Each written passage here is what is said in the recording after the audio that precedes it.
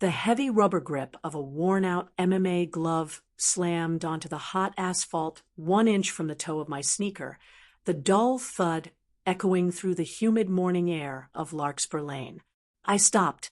I didn't flinch. I looked down at the faded red leather, then up at Tyler Ross.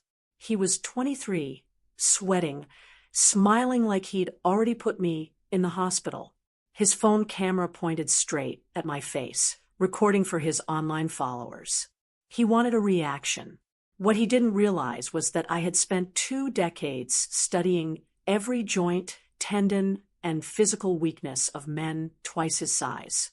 I looked him dead in the eye, my voice flat and calm. "Are you sure about this, Tyler?" He laughed, a sharp, arrogant bark.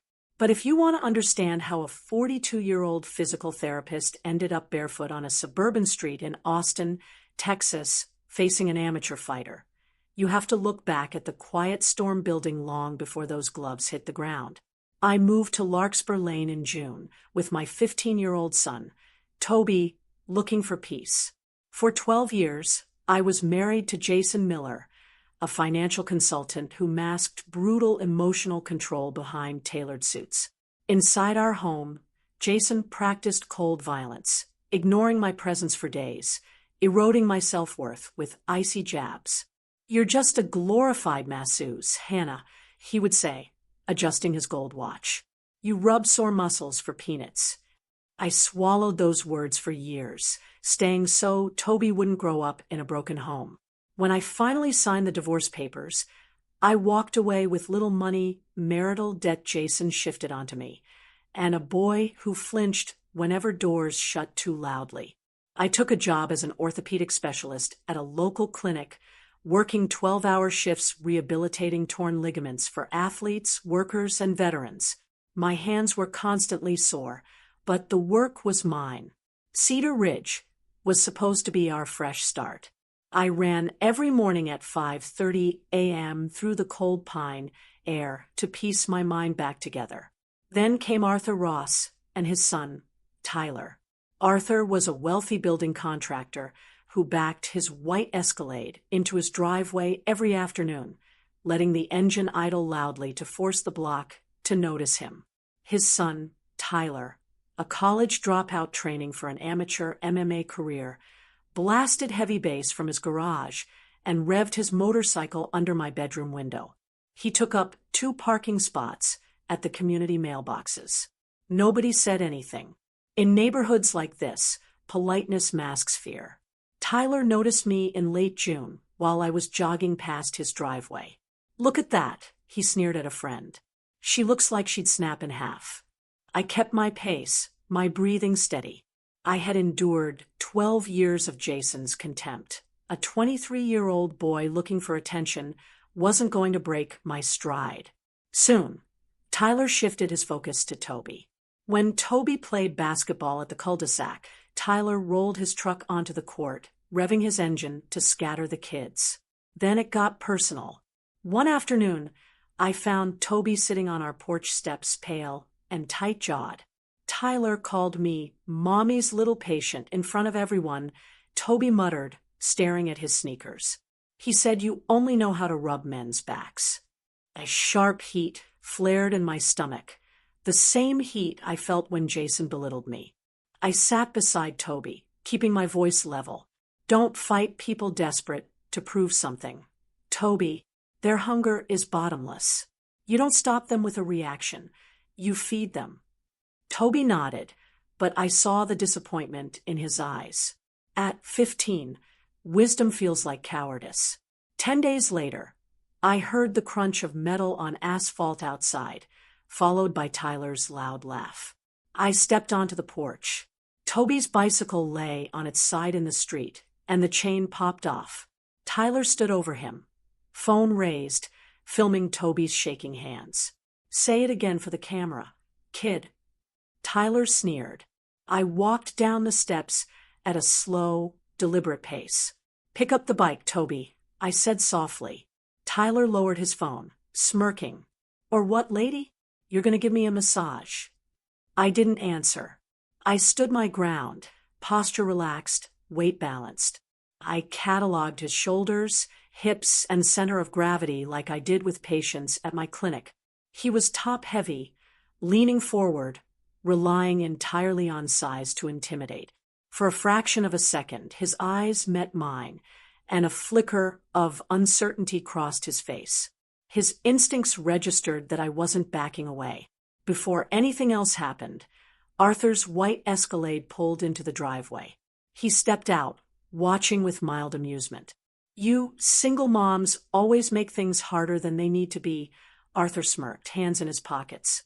"Money and power talk out here. Nobody cares about your quiet little dignity." I looked at Arthur, then at my son's anxious eyes. I didn't argue. I picked up Toby's broken bike myself and guided him to our garage. Inside, Toby slammed his hand against the wall, tears in his eyes. "Why didn't you do something?" "He pushed my bike over." "His dad insulted you. Why do you always walk away?" I set the bike down and wiped the grease from my hands, looking straight into his eyes. "Because he wanted a scene, Toby. Walking away isn't a weakness. It's controlled." Toby slammed the door and walked inside. That night, sitting alone on the dark porch, I looked at my calloused hands, trained to heal, but fully capable of understanding leverage, pressure, and force. Bullies didn't stop because you walked away. They only stopped when the world forced them to realize that silence is not fear. A storm was coming, and I needed to be ready. The smell of rubbing alcohol, eucalyptus oil, and crisp linen filled the community clinic every morning at 7 a.m. For 12 hours a day, this was my battleground. As a physical therapist and orthopedic specialist, my job was to fix broken bodies. I spent my days working with local high school athletes, construction workers, and Brazilian jiu-jitsu practitioners. I pressed my thumbs into tight muscle knots, adjusted misaligned vertebrae, and stretched torn ligaments. My forearms burned with fatigue by evening, but my mind was sharp. Over the years, working with professional fighters and military veterans has taught me something crucial. Human anatomy is a map of leverage and vulnerabilities. Every joint has a limit. Every bone breaks at a specific angle. Every muscle group collapses under the right pressure. I didn't train to hurt people. I trained to understand how bodies moved, held tension, and broke down under force. During my lunch breaks, I didn't rest. I went into the clinic's private rehabilitation room, locked the door, and worked on myself. I unrolled a black rubber mat and practiced Brazilian jiu-jitsu drills, focusing heavily on joint locks, arm drags, and body control techniques. I didn't practice striking.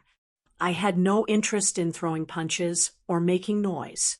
I focused entirely on grappling and leverage, learning how a smaller person could use an attacker's momentum, weight, and aggression against them. I applied the same discipline to my physical appearance and health. After years of neglecting myself in a silent, suffocating marriage, I started rebuilding my body from the inside out. I drank gallons of water, ate clean protein, and lifted weights twice a week. I traded my oversized, faded clothes for well-fitted athletic wear. My skin regained its color. My posture straightened.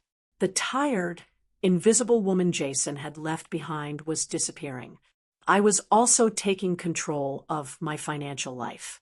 Every paycheck from the clinic was meticulously divided. I built a strict budget, tracking every dollar in a leather-bound notebook. I set aside funds for Toby's college savings and paid off the marital debt Jason had unfairly left on my shoulders. I was no longer a helpless victim crying over a failed marriage. I was taking full responsibility for my own future.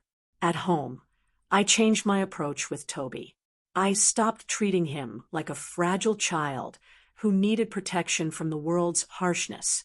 Instead, I began teaching him situational awareness. On hot July evenings, we sat on the front porch sipping ice water. I pointed out subtle details on our street, how a neighbor walked, the angle of a car's approach, the tension in someone's shoulders when they were agitated. "Look at how people move, Toby," I told him, my voice calm and steady. "An aggressive person always telegraphs their intent before they act. They puff out their chest, lean forward, and narrow their eyes. When you see that, you don't panic. You step back, evaluate the distance, and keep your mind clear. Fear only takes over when you aren't paying attention." Toby listened quietly, his dark eyes observing the street. Slowly, his slouched shoulders began to square up. He stopped flinching whenever a car door slammed down the block. Meanwhile, the atmosphere on Larkspur Lane grew heavier. Arthur and Tyler Ross mistook my quiet routine for weakness. To them, I was still just a divorced, working-class mother who couldn't fight back. Tyler continued his daily antics, revving his engine, filming himself in his garage, and treating the neighborhood like his personal arena. One Thursday evening, I saw Arthur standing near his mailbox as I finished my evening walk. He wore an expensive polo shirt, holding a glass of scotch.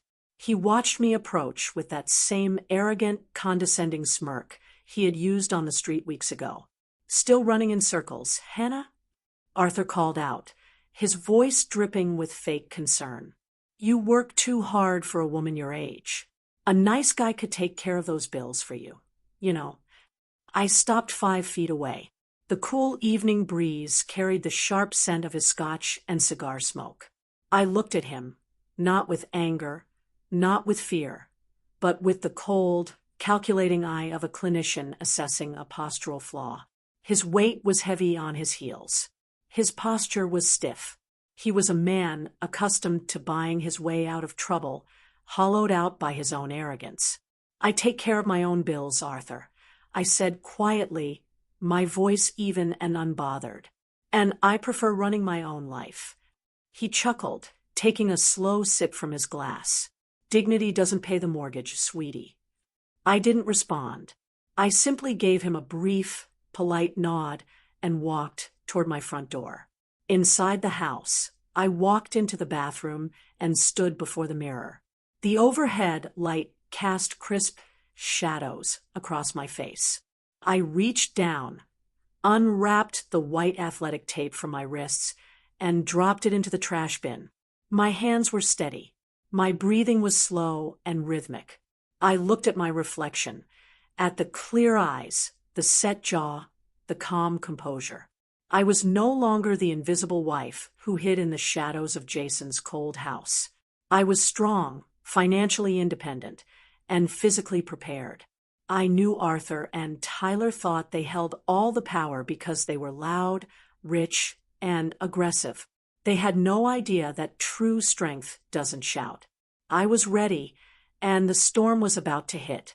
The annual Labor Day block party turned Larkspur Lane into a sea of string lights, folding tables, and country music.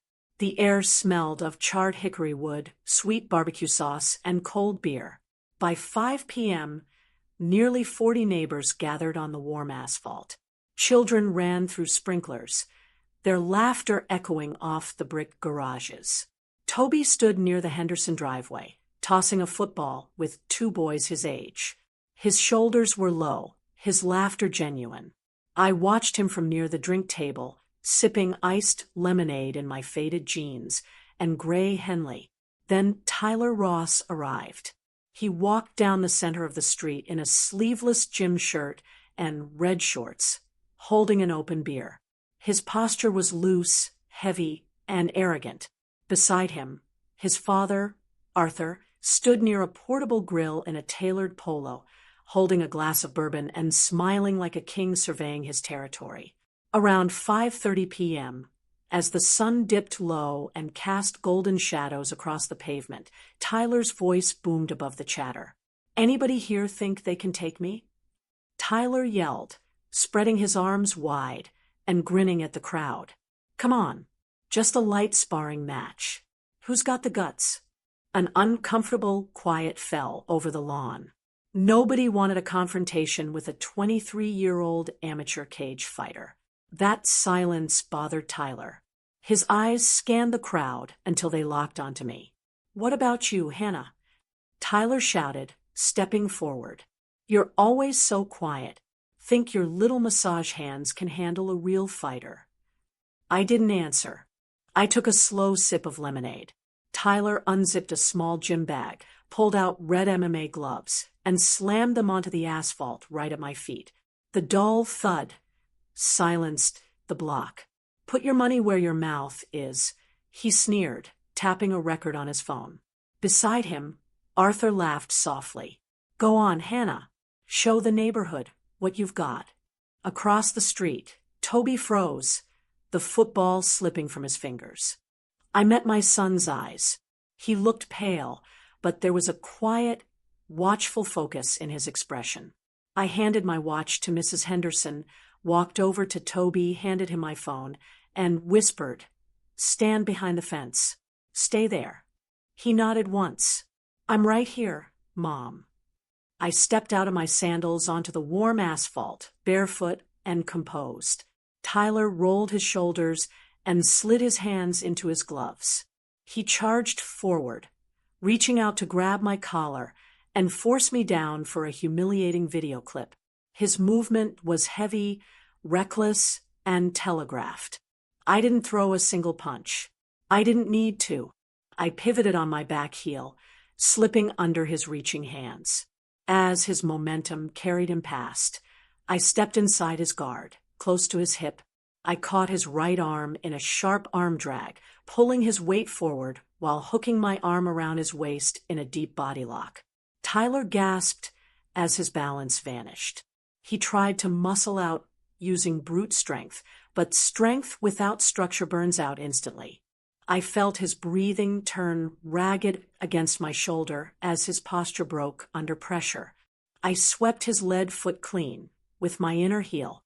We hit the pavement together. In a fraction of a second, I took his back, pinning his shoulder to the asphalt using a precise shoulder lock from the clinic's rehab room. He squirmed, but leverage locked his shoulder joint. I adjusted my grip around his neck in a controlled rear choke, applying just enough pressure to shut down his mobility. "Tap, Tyler," I whispered into his ear. Panicked, breathless, and completely trapped, Tyler slapped his left hand hard against my forearm twice. The tap out. I released him instantly and stood up. The entire exchange had taken less than 60 seconds. The street was dead silent. Dozens of phones remained raised, screens glowing in the twilight. Tyler lay on the asphalt, chest heaving, staring up at me in absolute shock. I extended a hand down to him. Pride warred with humiliation on his face, but after 3 seconds, he took it. I pulled him to his feet. I leaned in close so only he could hear me. "I adjust joints to heal people every day, Tyler. I know exactly at what angle your bones break. Self-control is real strength. Remember that." Tyler didn't say a word. He just stared, something cracking open behind his eyes. Suddenly, a furious roar shattered the quiet. Arthur Ross slammed his bourbon glass onto a folding table, his face purple with rage. "That's assault," Arthur screamed, pulling out his phone. "She attacked my son. Somebody call the police right now." Within 15 minutes, 2 police cruisers pulled up, red and blue lights flashing against the oak trees. Arthur rushed toward the officers, shouting about unprovoked violence and demanding my immediate arrest. The younger officer walked over to me, notepad out. I stood beside Toby, my arms crossed loosely, my breathing completely calm. Before I could speak, Mrs. Henderson stepped forward with her phone. "Officer, look at this." Then Mr. Delgado stepped up with his tablet, followed by a teenager from down the block. For different video angles played simultaneously for the officers, showing Tyler throwing the gloves, charging first to grab me, and Hannah simply holding him down without throwing a single punch. The older officer closed his notepad and looked at Arthur's red face. "Sir, your son initiated the altercation. This woman showed textbook self-defense restraint. There will be no arrest tonight." I looked at Toby. He stood tall beside me, a small, proud smile breaking across his face. The storm had broken, and we were standing tall. Arthur Ross did not take his public humiliation lightly. For a man like him, losing face wasn't something to be absorbed. It was a debt that demanded immediate repayment. The next morning, the neighborhood was filled with quiet whispers. People pulled their mailboxes open a little faster, avoiding eye contact with the Ross house. Arthur retreated inside his stone mansion, but his anger didn't cool down. It turned into a calculated, dirty campaign to destroy my life. He hired a private investigator to dig into my background. 2 days later, a gray sedan started parking at the corner of Larkspur Lane, its tinted windows reflecting the harsh Texas sun. I noticed it immediately during my morning runs. The investigator looked for criminal records, financial distress, or scandal, anything Arthur could use as leverage. What the investigator found instead was a clean slate, 20 years of dedicated service as an orthopedic specialist, 0 criminal record, and a quiet life focused entirely on raising my son. That lack of dirt only infuriated Arthur more. If he couldn't find a scandal, he decided to create one. On a humid Tuesday afternoon, Arthur took his revenge a step further. He drafted a formal complaint on his company letterhead, Ross Infrastructure Development, and sent it directly to the Texas State Board of Physical Therapy Examiners. He alleged that I was physically unstable, violent, and a danger to clinic patients, citing the Labor Day incident as proof of unprovoked physical assault. He demanded an immediate suspension of my medical license. To fund this campaign, Arthur made a fatal mistake. Arrogant in his belief that he was unassailable, he used his corporate accounts to pay for the private investigator's retainer, the legal fees, and the PR consultants he hired to smear my name. 2 days later, a formal notice from the state board arrived in my mailbox. My heart hammered against my ribs as I read the crisp black ink. If my license was suspended, I would lose my job at the clinic. I would lose our home. Toby sat at the kitchen table, watching my hands tremble slightly as I held the paper. "Mom," he asked softly, his voice tight, "are they going to take your job?" I took a deep breath, smelling the fresh ink on the paper, and forced my hands to steady. I looked at my son. "No, Toby, fear only wins when you act without a plan." I didn't panic. I didn't scream. Instead, I took strategic action. Among my regular clinic patients was Evelyn Vance, a formidable senior prosecutor for the Federal District Court in Austin. I had treated her torn rotator cuff for 6 months, building a relationship based on mutual respect and quiet trust. The following morning, I brought the state board letter and the private investigator's surveillance photos to my appointment with Evelyn. After adjusting her shoulder joint, I laid the documents on the steel exam table. Evelyn put on her reading glasses, scanning the papers with cold, analytical eyes. As she read Arthur's corporate letterhead and checked the payment receipts from the investigator, her eyebrows rose. He used his construction firm's corporate funds to finance a personal harassment campaign against a licensed healthcare worker. Evelyn asked, her voice dry and razor-sharp. "Yes," I replied calmly. "And his firm holds major public infrastructure contracts funded by state and federal grants." Evelyn leaned back, a cold smirk touching her lips. "Hannah, Arthur Ross just handed you the rope to hang him with. Using corporate funds tied to government grants for personal extortion and harassment isn't just unethical, it's a federal offense." With Evelyn's legal guidance, I filed an official complaint with the Internal Revenue Service, IRS, Criminal Investigation Division, and the Department of Justice, documenting corporate fund diversion and attempted extortion against a healthcare provider.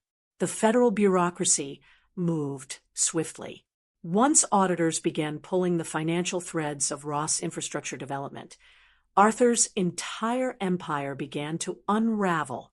The IRS uncovered a massive web of fraudulent bidding documentation on county road projects.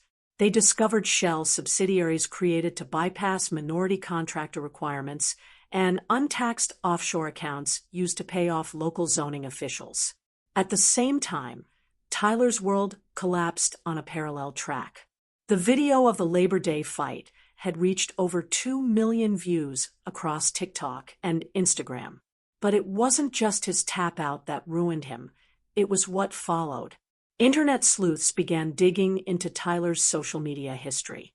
They unearthed old footage of him using his truck to intimidate kids at the basketball court, including his video mocking Toby's broken bicycle. The backlash was instant and brutal.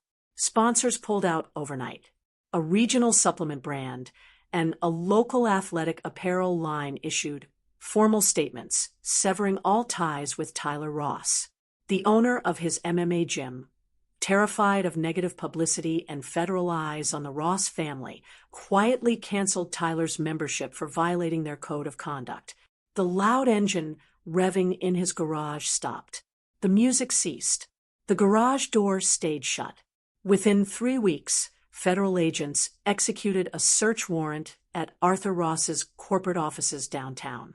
News crews gathered outside his estate, cameras flashing as agents carried out boxes of financial records. One evening, Toby and I sat on the porch watching the local news segment cover the fraud investigation. "Do you feel bad for them, Mom?" Toby asked, taking a sip of his tea. I thought about it for a moment, listening to the quiet rustle of the oak leaves in the autumn wind. "I feel bad for anyone who watches their life fall apart, Toby. But we didn't do this to them. Arthur built his life on dishonesty. He just made the mistake of inviting official scrutiny into his own house. Everything else followed gravity. Arthur had tried to destroy my livelihood out of spite.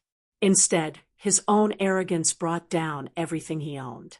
The storm was clearing, and justice was taking its course. By late November, a large wooden "for sale" sign stood crooked on the dead lawn of the Ross estate. It was the kind of sign that went up when a family sold out of sheer necessity rather than choice.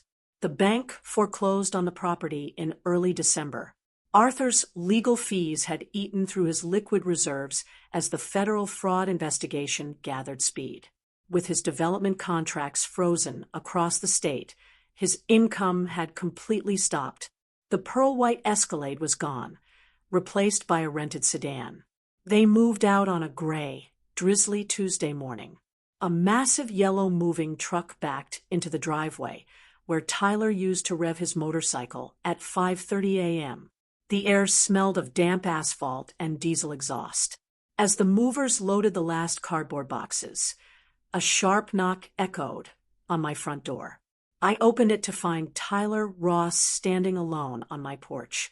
There was no phone in his hand, no camera, no audience. He wore a plain black hoodie and faded jeans, his shoulders drawn inward, his hands shoved deep into his pockets. He looked younger than 23, like a boy who had finally run out of road. "I wanted to say something before we leave," Tyler said quietly, staring at his sneakers. "I've been thinking a lot about everything. The fight, and what happened before it. Pushing Toby's bike. The way I talked to you." He paused, his jaw working as if the words were hard to push out. "I should have listened to you. You tried to warn me that day at the party, but I was too busy trying to look tough for a camera." I stood in the doorway, looking at him, the arrogant bully who had treated our street like his personal stage was gone. In his place stood a young man genuinely humbled by consequences. I didn't mock him. I didn't lecture him. "Strength isn't measured by who you can beat, Tyler," I told him, my voice soft and clear. "It's measured by who you choose not to hurt. You had 100 chances to walk away before those gloves hit the asphalt, and you didn't take a single one. That was the real lesson." Tyler nodded slowly, a swallow catching in his throat. "Can I say sorry to Toby?" before we go. I called Toby down from his room. A moment later, my 15-year-old son stood beside me on the porch. Tyler looked Toby dead in the eye. I'm sorry, Toby, for taking your spot on the court, for breaking your bike, for being an idiot. You didn't deserve any of it. Toby watched him silently. Over the past 6 months, Toby had grown taller, his slouch gone, his eyes steady. He didn't look angry or triumphant. He looked calm. I accept your apology, Tyler, Toby said evenly. He extended his right hand. Tyler looked at Toby's hand, took it, and gave it a firm shake. There was no drama, no spectacle. It was simply 2 young men closing a door that had been swinging open for too long. Tyler walked down the driveway, stepped into his father's rented car, and drove away. The Ross family relocated 3 states away to stay with extended family, facing severe financial restitution and a permanent ban on Arthur's contractor license. The street settled back into a deep, peaceful quiet. 3 days later, another unexpected visitor arrived. I was trimming the rose bushes near the porch when a silver BMW pulled up to the curb. Jason stepped out. My ex-husband wore a sharp gray suit and polished leather shoes, smelling of expensive cologne. But his eyes were nervous, searching my face as he walked up the driveway. Jason had heard about the incident at the block party through mutual acquaintances. He had seen the news about Arthur Ross's downfall and knew how I had handled the federal investigators. Hannah, Jason began, his voice smooth, trying to summon his old charm. You look different, stronger. I was thinking, maybe we jumped the gun on the divorce. We could try again. For Toby's sake. I can help you manage things. I set my garden shears down on the wooden bench. I looked at him, the man who had spent 12 years using cold violence to make me feel small, invisible, and inadequate. I felt no rage. I felt no bitterness. I only felt a profound, liberating clarity. Jason, I said, my voice quiet and completely unbothered. I stayed silent for 12 years because I thought I needed you to keep this family whole. But I built a life here on my own. I paid off the debt, I protected our son, and I stand on my own feet. Jason blinked, taken aback by my composure. Hannah, be reasonable. I am being reasonable, I interrupted gently, meeting his gaze. I am no longer the woman who hides in your shadow. I wish you well, Jason, but there is nothing left for you here. Jason stood there for a long moment, realizing his old emotional manipulation no longer worked. The power he once held over me had vanished completely. Without another word, he turned, walked back to his car, and drove away into the light rain. I picked up my shears, took a deep breath of the crisp, wet pine air, and went back inside to make dinner for my son. A year had passed since the moving truck pulled away from Larkspur Lane. By December, the Texas sky was a vast, brilliant blue, painting the oak trees in warm, amber light. The quiet neighborhood of Cedar Ridge had settled back into its peaceful, rhythmic pulse. The heavy air of conflict, fear, and arrogance that once hung over our street was completely gone. In its place was a quiet, enduring calm. I woke up every morning at 5 a.m. before the sun broke over the ridge. My morning routine remained unchanged, but everything inside me had shifted. As I laced up my running shoes on the front porch, the crisp, cold air smelled of cedar needles, damp earth, and wood smoke from distant chimneys. I ran down Larkspur Lane, my sneakers hitting the cold asphalt in a steady, rhythmic cadence. I didn't run to escape my past or to process pain anymore. I ran because my body was strong, my lungs were clear, and the world belonged to me in those quiet hours. Looking back at the years I spent with Jason, I realized I had completely abandoned the victim mindset. For over a decade, I believed I was trapped in an unhappy marriage, waiting for someone else to change or rescue me. I had blamed Jason for making me feel invisible and blamed circumstances for my exhaustion. Now, I knew the truth. I was responsible for my own happiness. I had taken full control of my life, paid off my debts, protected my son, and built a secure future with my own two hands. The pain of the past was no longer a weight. It was the anvil that had forged my inner strength. My professional life flourished. 6 months ago, I opened my own independent orthopedic rehabilitation clinic in downtown Austin. The space was bright, filled with sunlight streaming through large glass windows, smelling of fresh peppermint and clean linen. I no longer worked 12-hour shifts for someone else. I managed my own schedule, trained my own staff, and helped dozens of patients recover from debilitating injuries every week. My financial independence was absolute. I had built a healthy savings account, invested wisely, and secured Toby's college fund completely. I took care of my body and appearance with joyful discipline. I wore well-tailored clothes that reflected my quiet confidence. My skin was radiant, my posture tall and proud, my eyes bright with purpose. I felt healthier and more energetic at 43 than I ever had in my 20s. Toby's transformation was equally remarkable. By December, my 15-year-old boy had grown into a confident young man. He had made the varsity soccer team at his high school, playing as a starting defender. His old slouch was gone, replaced by broad shoulders and a calm, steady gaze. One Saturday afternoon, I watched him play from the bleachers. A player from the opposing team tried to shove him after a contested ball, trying to provoke a fight. Toby didn't flinch. He didn't yell. He simply stood his ground, looked the boy in the eye with cool composure, and stepped back to take the throw in. I smiled from the stands. Toby had learned the ultimate lesson. True strength never needs to shout. He had stopped reacting to the noise of the world and learned to walk in his own power. Later that evening, as the sun began to set, Toby and I walked up to the top of Mount Bunnell, overlooking the winding Colorado River and the Austin skyline. The golden hour arrived, bathing the Texas hills in a breathtaking, warm glow. The sky transformed into layers of deep orange, soft pink, and brilliant gold.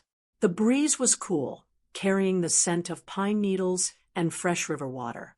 Neighbors on Larkspur Lane, who once looked past me, now stopped to wave and chat whenever I walked by. Mrs. Henderson often dropped by with fresh baked goods, and Mr. Delgado always shared fresh vegetables from his garden.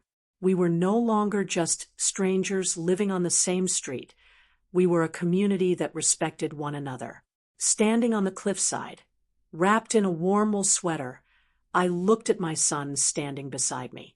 Toby looked out over the glowing river, his face serene, his hands resting easily in his jacket pockets. I took a deep, full breath of the cool evening air. I felt no lingering anger toward Jason. I felt no resentment toward Arthur or Tyler Ross. All the old wounds had healed, leaving behind only deep gratitude for the strength I had discovered within myself. I was free. I was financially secure, physically strong, and emotionally whole. I had faced the storm, stood my ground, and protected the people I loved without ever losing my dignity. As the sun dipped below the horizon, casting its final golden light across the hills, I stood beside my son, breathing in the quiet peace of the evening, smiling with quiet, undeniable pride. All shadows must fade before the truth, and every pain is simply the start of a beautiful rebirth. Always remember, the right to write a new chapter of your life is forever in your hands. If this story resonated with you, please like, subscribe, and leave a comment below so we know we're walking this journey together. Hope to see you on the next page.